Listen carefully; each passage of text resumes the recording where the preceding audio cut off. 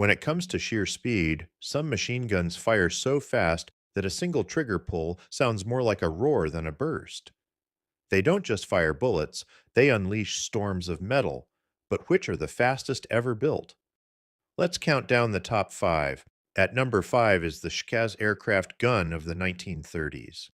Incredibly light and compact, it fired at nearly 1,800 rounds per minute at a time when most nations were still struggling to hit half that speed.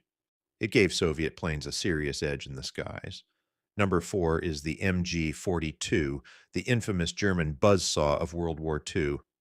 Its blistering rate of 1,200 rounds per minute shredded Allied nerves as much as it did their defenses. Even decades later, its design influenced modern machine guns worldwide. At number three stands the GAU 8 Avenger, the monster cannon mounted on the A-10 Warthog jet. Each round is as big as a milk bottle, and it fires nearly 4,000 of them per minute. Entire tank columns have learned to fear its signature. Number two is the M134 minigun, an American beast capable of spitting out up to 6,000 rounds per minute. Mounted on helicopters and armored vehicles, its spinning barrels made it one of the most terrifying sounds of the Vietnam War. And finally, number one, the Metal Storm,